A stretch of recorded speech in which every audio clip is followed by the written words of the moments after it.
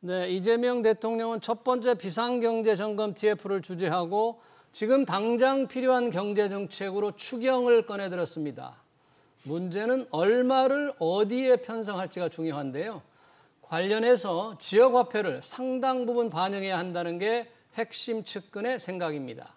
지역화폐, 윤석열 정부에서는 반대 목소리가 컸는데 이재명 정부에서는 어떻게 될지 토론해 보겠습니다. 홍성걸 국민대 행정학과 교수 나오셨고요. 지역화폐로 경제를 읽다 저자입니다. 한병환 부천문화재단 대표 나오셨습니다. 어서 오십시오. 네, 안녕하세요. 자, 지금 경제가 워낙 어려워서 이재명 정부 출범하자마자 추경 편성을 신속하게 추진하기로 했는데 여기 지역화폐가 굉장히 많이 반영될 것 같다는 게 측근인 이한주 민주연구원장의 생각입니다.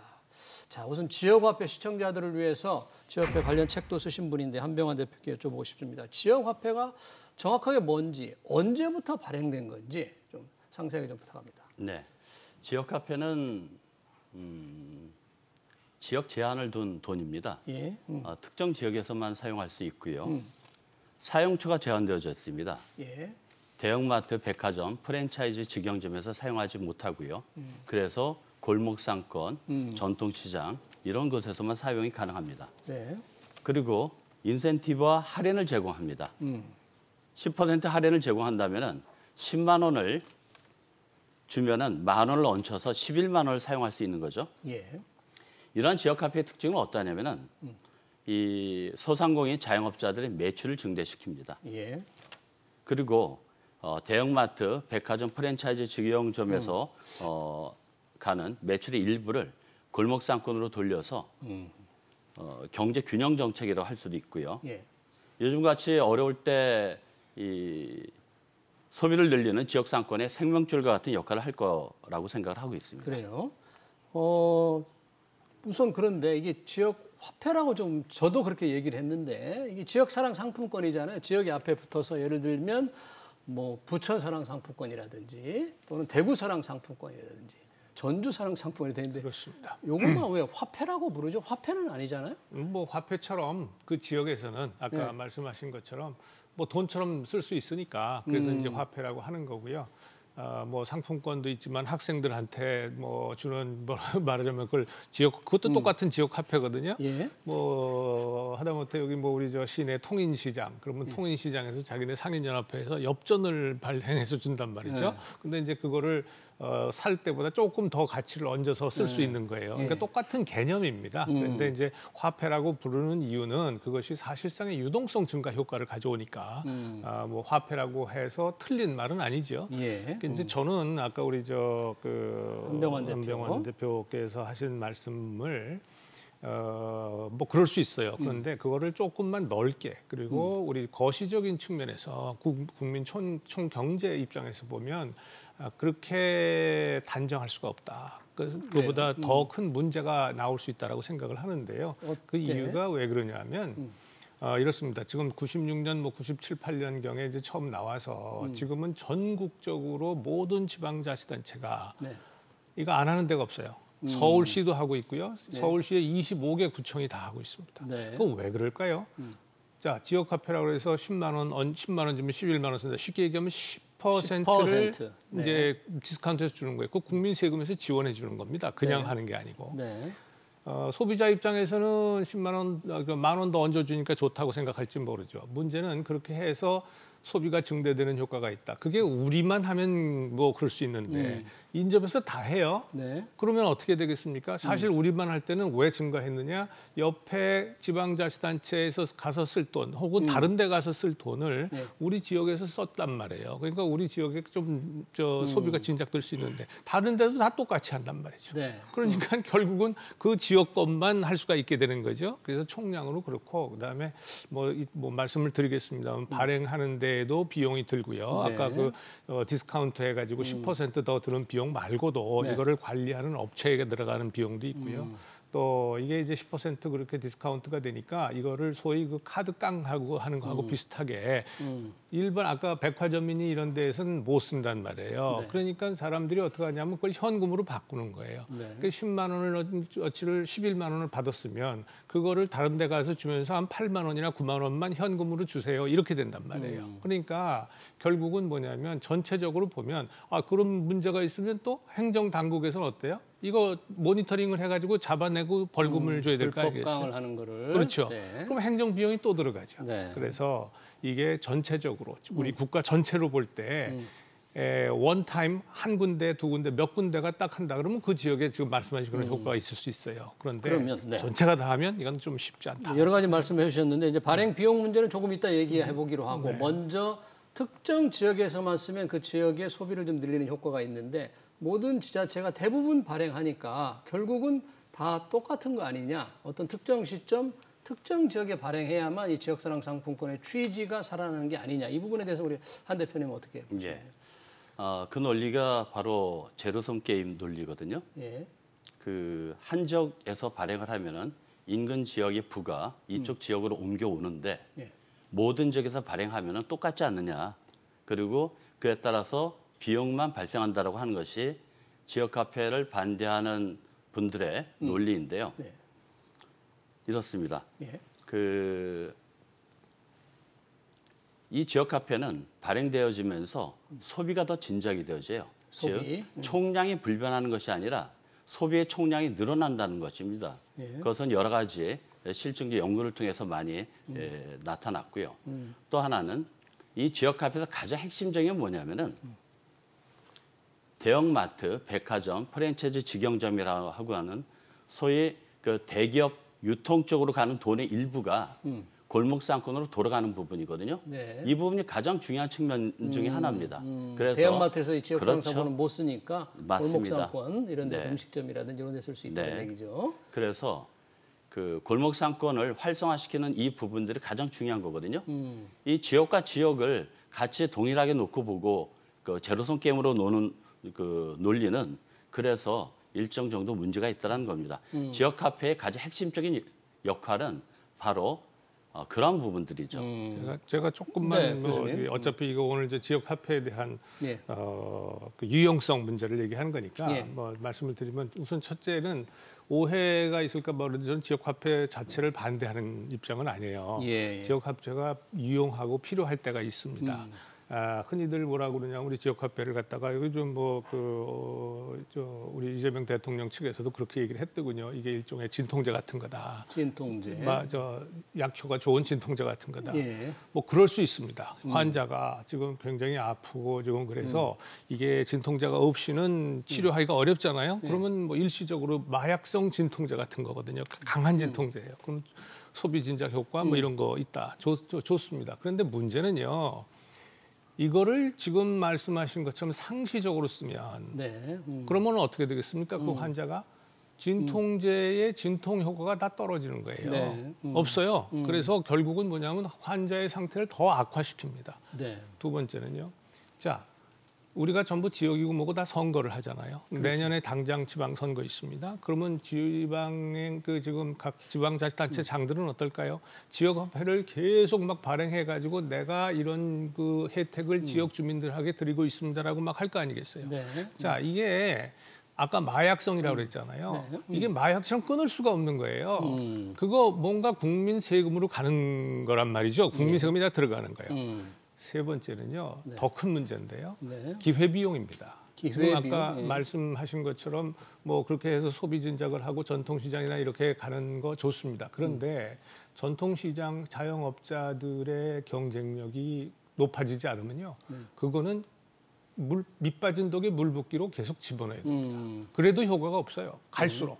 자, 그러면 지금 이거를 갖다가 오히려 그 지역 화폐로 네. 발행할 비용을 만약에 그 영세업자, 지역 자영업자들의 경쟁력을 근본적으로 높일 수 있는 정책에다가 우리가 지원한다면 네. 그러면 얘기는 훨씬 달라지죠. 그러니까 그 지역 화폐의 원타임 샷으로 썼을 때의 마약 마약 중독성 혹은 진통적 효과만 생각하실 게 아니라 예. 보다 근본적으로 체력을 보강을 해서 이 환자가 쾌차하도록 해야 될 거 아니에요. 네, 그렇죠. 그 문제를 생각을 해봐야 된다. 네, 그 말씀. 홍성월 교수님 이제 요약하자면 이게 제오화폐 같은 게 진통제 같은 거니까 마약성 효과 이거를 상시적으로 사용하면 더 큰 문제가 있을 수 있고 일부 지자체장들은 또 선거를 앞두고 이거를 정치적으로 활용할 수도 있다는 점을 곁들여서 말씀해 주셨고 더 중요한 것은 거기에 들어가는 중앙정부의 지원이 들어가거든요. 10% 할인 발행하면 요즘 10% 할인하면 중앙정부 부담이 한 8% 정도 됩니까? 요즘 실제 몇 %죠? 중앙정부 부담이? 전체 10% 할인에? 대부분 지금은 거의 없죠. 거의 없죠. 중앙정부가 지원하는 거죠. 그 네. 부분을. 그 돈을 이 자영업자들, 소상공인을 정말 경쟁력을 높이는 쪽으로 쓰는 게 바람직하지 않느냐. 이 두 가지가 좀 큰 문제다 지적해 주셨는데 혹시 어떻게 보십니까? 진통제 효과와 기회비용의 문제. 네. 그 자영업 소상공인들의 체질을 변환시킬 수 있는 근본적인 정책이 필요하다라고 말씀하셨는데 그러한 정책이 지역화폐 정책 외에 어떤 것이 있는지 있으면 좀 얘기해 주셨으면 좋겠고요. 예. 실제로 지역화폐 이외의 정책 중에서 이 지역의 소상공인 자영업자들이 매출을 증대하면서 생존을 보장시킬 수 있는 그런 정책이 마땅한 정책이 없습니다. 그거 지역화폐가 실질적으로 지역의 상인들 이야기 나눠보면은 가장 효과적인 정책이라고 이구동성 얘기하고 있고요. 그 효과는 2020년도에 네. 5월 달에 전국민 재난지원금이 12조 원이 풀렸는데 그때 여실히 증명이 됐었습니다. 당시에 코로나19로 인해서 많은 자영업자들이 정말 힘들고 문을 닫게 되는 지경이었는데 12조 원의 전국민 재난지원금이 지역화폐로 풀리면서 모두가 환호성을 질렀어요. 그러면서 이 정도라면은 이렇게 매출이 늘어난 정도라면은 코로나19 극복할 수 있겠다라고 하는 그러한 희망을 가졌던 것이 당시의 상황이었습니다. 예. 즉 지역화폐는 이렇게 실질적으로 지역의 소상공인 자영업자들을 살리는 그러한 실질적 효과를 발휘했던 것이고요. 네, 그렇습니다. 네, 자영업자를 살리는 실질적인 효과를 발휘했다고 지금 한 대표님 말씀하시는데 제가 하나 이 한국조세재정연구원에서는 자기들이 이제 자료를 발표를 했었는데 이 소비 진작 효과가 기대에 못 미친다. 제가 정확한 수치를 기억하지 못합니다만 뭐 15% 정도밖에 안 된다고 했나요? 그래서 상당히 조금 부정적인 보고서를 냈습니다. 중앙부처가 관리하는 연구소인데 이걸 본다면 소비 진작 효과에 대해서는 조금 아직 학계에서 좀 검증은 좀 덜 되지 않았나. 그러니까 그 보고서에 대해서는 그동안 과거에도 이제 여러 보도가 많이 됐고 또 그게 이제 사실은 이재명 대통령이 경기지사 때 일이었거든요. 그래서 뭐 경기연구원에다가 다시 조사를 시켜가지고 경기연구원에서는 또 반대되는 상반되는 결과가 나오기도 하고 그랬었어요. 그런데 아까 지금 말씀하신 것처럼 만약에 그렇게 지역 상권을 살리려었다면 그럼 왜 지금은 다 죽었을까요? 그때 그렇게 기회가 돼서 지역 상권 살렸으면 그렇게 그거보다 더 좋은 정책이 없었으면 그러면 계속 살아가야 될 거 아니에요. 문제는요. 한 번 죽어 살았는데 다시 죽는단 말이에요. 근본적인 경쟁력 강화 대책이 안 되니까 그냥 먹여 살린 거예요. 그러면 어떻게 될까요? 기업도 똑같은데요. 우리가 중소기업 지원할 때 계속 중소기업 지원하잖아요. 그러면 두 가지 효과가 있습니다. 하나는 피터팬 신드롬이라고 해서 중소기업에서 중견기업으로 성장하지 않아요. 기업이 커가면요. 기업주가 기업을 쪼개요. 왜? 중소기업의 지위를 유지해야 지원을 받을 수 있으니까. 정부 지원을 계속 받기 그렇죠. 위해서. 그 똑같은 겁니다. 두 번째는요. 아니 영세 상인들이요. 아우성 치면 계속 정부가 지역 화폐를 해가지고 소비 진작 정책 해가지고서 먹고 살게 해주는데 내가 왜 노력을 합니까? 지금 말씀하시는 그 효과는 아까 말씀드렸잖아요. 진통 효과예요. 그럼 진통제 맞고 진통 효과가 끝나면 그러면 이 환자를 살아날 수 있는 대책이 훨씬 더 따라가야 되는 거예요. 그 뒤를 아까 말씀하셨는데 좋은 대책 어디 있습니까? 있죠. 망원시장 가보셨어요? 망원시장 가보시면요. 같은 전통시장인데 엄청나게 많은 관광객과 국내 소비자들이 옵니다. 그거 왜 그럴까요? 그 망원시장의 소비자들이 죄송합니다. 상인들이 그렇게 망원시장의 이거 환경이나 뭐 주차 관련 그 주차 시설이라든가 이런 것들을 마포구하고 다 해가지고서 협력해가지고 그걸 개선을 해놨기 때문에 망원시장에 마포구에 있는 겁니까? 마포구에 있습니다. 네. 거기 가보시면 아마 아실 겁니다. 때에 따라서는요 주말 가면 발 디딜 틈이 없어요. 네. 가게 가서 먹으려면 먹을 수가 없어요. 너무 사람이 많아서 줄 서 있어요. 그래요? 자, 우리 뭐 이 동네 우리 시내 중심의 영천시장은 어떻습니까? 영천시장. 정반대입니다. 똑같은 시장인데 제가 드리고 싶은 말씀은 정부가 그렇게 해주시는 거 좋아요. 그런데 그거는 반복되면 안 됩니다.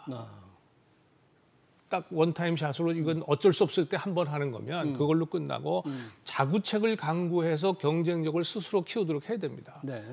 마치 새마을운동 할 때 전체 마을에다가 똑같이 먼저 지원해 줬어요. 원타임 샷으로 세멘트 매포대 뭐 이렇게 모래 뭐 이렇게 해가지고 그러고서 그거를 잘 활용을 해서 길도 잘 만들고 지분 개량도 하고 한 마을만 골라가지고 평가해가지고 잘하는 데만 더 좋습니다. 네. 그래서 서로 개선을 하고 가도록 해야지. 지금처럼 야 이거 뭐 계속 줘가지고 이거밖에 방법이 없습니다. 이렇게 줘야 됩니다. 그러면 언제까지 국민 세금을 가지고 자영업자들 먹이 살릴 겁니까? 네. 좀비 자영업자 만드는 겁니다. 이 관련해서 혹시 우리 한 대표님 말씀하실 게 있으면 또 하시는데 이 지금 지역사랑 상품과 비슷한 게 온누리 상품권이라는 게 있잖아요. 전국에서 쓸 수 있는 거. 지역사랑 상품권은 이제 특정 지역에서만 뭐 쓸 수밖에 없고 온누리 상품권은 쓰는 곳이 지역사랑 상품권보다 조금 범위가 좁긴 합니다만은 지역은 전국에서 쓸 수 있단 말이죠. 그러니까 전국을 대상으로 하면 이걸 조금 적극 활용하면 안 될까요? 지금 역시 뭐 이것도 그 취지는 달성할 수 있을 것 같은데. 네. 그 좀 전에 그 조세재정연구원의 조사 보고서에 대해서 말씀하셨는데 조세정연구원. 네.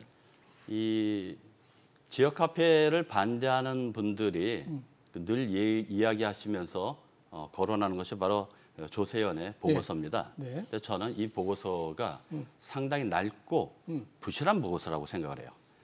그 보고서가 나올 때 제가 당시 청와대에서 제가 지역 카페 일과 관련돼서 일을 하고 있었는데. 근데 문재인 정부 시절인가요? 맞습니다. 네. 네. 조세재정연구원은 지역 카페의 효과가 아주 미약하다라고 결론을 졌어요. 근데 그 데이터를 추론하는 데이터가 언제적 데이터냐면은 2010년도부터 2018년도까지의 데이터입니다. 그 데이터는 대단히 부실한 데이터일 수밖에 없어요. 왜냐하면은 당시 2014년도에 전국에서 지역 카페 발행액이 650억이었습니다.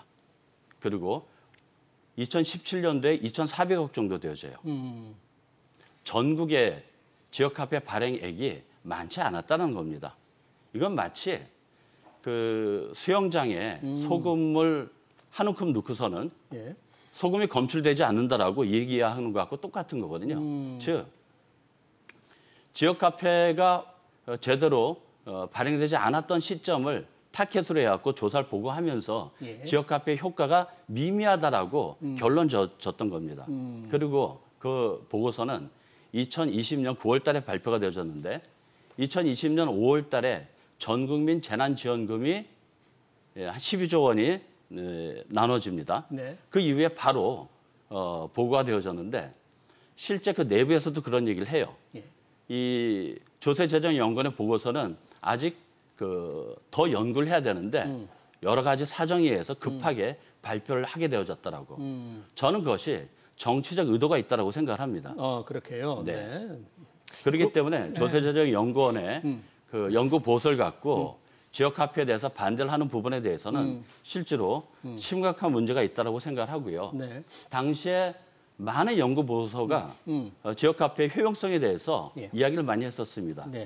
경기연구원이라든지 지방행정연구원이라든지 한국정치학회라든지 이런 데서 지역 카페가 상당히 효과가 있다라고 하는 그런 보고서를 많이 냈는데 그런 보고서들은 잘 눈에 들어오시지 않는지 조세재정연구원에 대한 그 보고서 하나만 갖고 계속 얘기하면서 그 지역 카페에 대한 무용론을 얘기를 하시는데 저는 그것은 심각하게 문제가 있다고 생각하고요.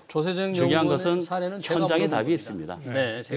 제가 그 말씀 좀 드리면요. 사실은 그게 왜 그렇게 된 거냐 하면 그 당시 이재명 경기지사, 지금 이재명 대통령이 그 조세재정연구원의 보고서가 나오니까 그걸 그 보도가 되니까 거기다가 화들짝 그냥 화를 펑 냈어요. 그래갖고 이 사람들 안 된다, 내가 가만두지 않겠다고 그게 보도가 돼버렸어요. 그래서 그 보고서가 갑자기 유명해진 겁니다. 그러니까 그게 첫째고요. 두 번째는 2000년 9월에 나왔다고 그러셨잖아요. 그러면 2020년. 2020년 9월에 그러면 아무리 그게 그 데이터를 빼그래도 가장 마지막 데이터가 2019년 정도 거까지 가지고 할 수밖에 없었을 거예요. 그러니까 아까 말씀하신 것처럼 2010년에서 2019년, 18년까지 이 기간을 했다면 그건 일부러 뭐 셀렉티브하게 말하자면 배제하려고 한 건 아닌 것 같고. 그 저도 그 국세연구원에 있어봐서 알거든요. 데이터가 모든 지방에 그게 데이터가 나오려면 특히 그러려면 최소한 1년에서 1년 반 걸립니다. 그러니까 그런 거고 그다음에 아까 말씀하신 것처럼 재난지원금이 집중적으로 전체적으로 뿌려진 것은 코로나 시기 이후입니다. 그러니까 이게 이제 만약에 이게 우리가 믿기 어렵다라고 하면 지금 이재명 정부에서 그동안에 재난지원금 혹은 지역화폐로서 지금 전국적으로 다 하고 있잖아요. 네. 그러니까 이걸 다시 수집을 해가지고 독립적이고 이 중립적으로 연구할 수 있는 기관이나 그런 연구팀을 구성해서 맡기면 되는 겁니다. 네. 그러니까 그 과거에 그 당시에는 그만한 이유가 있었기 때문에 그렇게 나온 것일 뿐이고 그게 진리는 아니잖아요. 다른 연구가 또 나올 수 있으니까 그건 걱정 안 하셔도 될 것 같습니다. 그리고요, 제가 한 가지 더 묻자면 아까 잠깐 그 홍성월 교수님 잠깐 언급을 하셨는데 이 발행 비용도 언급을 해주셨습니다. 지역사랑 상품권 발행 비용 그리고 이게 사용할 수 없는 곳이 많기 때문에 이 할인 깡을 한다. 이 부분에 대한 조금 뭐 수수료 문제, 할인 깡의 문제 이건 어떻게 보세요, 한 대표님께서? 깡은 지류로 발행되어졌을 때, 즉 종이로 종이 지역화폐로 발행되어졌을 때 나타나는 문제고요. 네. 지금은 대다수가 모바일 카드로 사용합니다. 이 체계에서는 깡이 존재하기가 어려워요. 그렇기 때문에 이 깡은 옛날 얘기라고 말씀을 드리고요. 네. 발행 비용은 어떻습니까? 모바일이나 전자형으로 해도 발행 비용은 들어가는 거죠, 수수료. 네. 그 한 2% 정도가 2% 된다고 하는데 저는 그 부분은 투자라고 생각합니다. 이 지역화폐가 560만 자영업자들의 매출을 증대시킬 수 있는 대단한 정책이기 때문에 이 정책들의 효과를 발휘하기 위해서는 이 정도 투자는 저는 행정에 있어서 중요한 부분이라고 생각하고요. 정확하게 소비를 유도하는 그런 정책인 것입니다. 이런 속에서 나왔던 2%는 투자라고 봐주시면 될 것 같고요. 아까 오늘의 상품권으로 지역화폐를 대체하면 어떻겠냐라고 말씀하셨는데 그러니까 전국을 커버하니까 오늘의 상품권인데 오늘의 상품권과 지역화폐는 그 사용 목적이 좀 달라요. 오늘의 상품권은 원래 전통시장에서 사용하게 되어졌던 거고요. 전국적으로. 그러다가 이것이 이 골목형 상점 쪽에 또 사용될 수 있도록 좀 확대되어졌는데 지역화폐는 좀 다르죠. 그래서 지역화폐의 한 5분의 1 내지는 10분의 1 정도의 소비처가 바로 오늘의 상품권이에요. 그리고 지역화폐는 그 지역에서만 쓸 수 있는데 지역화폐가 갖고 있는 장점은 지역에 맞춤형으로 정책을 할 수 있다는 것입니다. 예를 들면은 어느 지역에서는 그 농협 하나로 마트에서 지역화폐를 쓸 수 있는 데도 있고요. 어디에는 사용하지 못하는 데도 있습니다. 지역마다 다 달라요. 그리고 편의점도 어느 지역에서는 사용할 수 있고 어느는 사용하지 못해요. 알겠습니다. 이러한 부분들이 지역의 특성에 맞춰서 지역의 맞춤형으로 그 소상공인 지역업자들을 살릴 수 있는 그런 정책을 펼칠 수 있는 유일한 그 정책이 바로 지역화폐이기 때문에 오늘이와는 다른 정책 목적을 갖고 있다. 이렇게 말씀드리고 알겠습니다. 싶습니다. 저희 이제 시청자 한 분이 아마 지역 전통시장에서 물건을 파는 분이 댓글을 올려주셨네요. 지금 너무 어렵다. 물건을 파는 입장에서 지역화폐는 시장에 활기를 준다. 하루도 쉬지 않고 열심히 일하는데 뭐 이게 또 깡은 또 불가능하다. 아까 말씀하신 대로 종이의 경우에만이니까 물론 상인들은 뭐 물건을 살 수 있는 좀 여력이 늘어나면 좋을 것 같습니다. 마지막 질문인데요. 이 지역사랑 상품권 관련해서 아직 정부가 확정적으로 발표하지는 않았습니다만 이런 얘기들이 좀 있습니다. 재난지원금처럼 코로나 때 재난지원금처럼 이 지역사랑 상품권으로 전 국민에게 1인당 25만 원씩 좀 나눠준다. 전 국민 지원금처럼 지역화폐를 나눠준다는 생각을 하는 분이 지금 정부에 있는 것 같다. 그런 정책이 나오는 게 아니냐. 혹시 이런 얘기들이 있는데 확인된 것은 아닙니다. 혹시 네네. 이런 정책이 나온다면 어떨까요?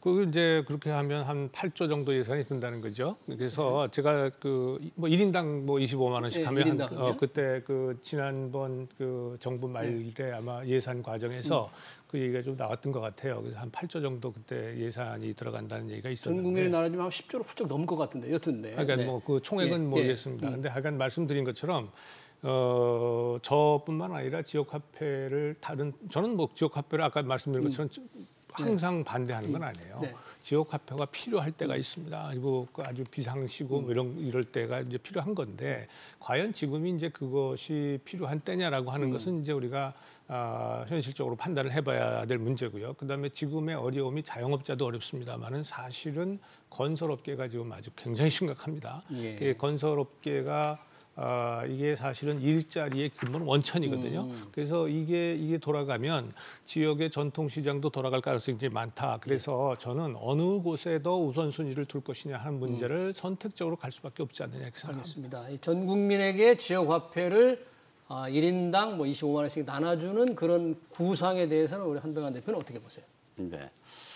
대한민국의 자영업자의 숫자가 560만 명입니다. 가족까지 합치면 2천만 명이 넘죠. 예. 지금 이 자영업자의 상태가 아주 심각합니다.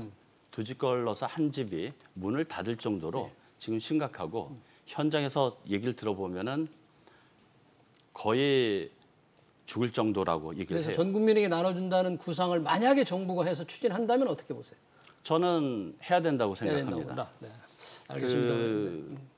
지금 이 자영업의 위기를 타개시킬 수 있는 방법은 전 국민 재난지원금이 아주 좋은 효과를 발휘할 수 있을 거라고 생각하고요. 네, 알겠습니다. 네, 저희가 이제 시간이 다 돼서 이제 충분하게 그 취지는 들었습니다. 아직 정부가 이렇게 발표한 건 아닌데 지역화폐 얘기를 좀 추경에 많이 담아야 된다 하다 보니까 그를 전 국민에게 좀 지역화폐로 주는 방안을 얘기를 하고 있는 것 같습니다. 정책이 어떻게 구체화될지는 좀 지켜보도록 하겠습니다. 지역화폐에 대한 토론 여기서 마치겠습니다. 지금까지 홍성걸 국민대 행정학과 교수, 한병환 부천문화재단 대표였습니다. 고맙습니다. 네.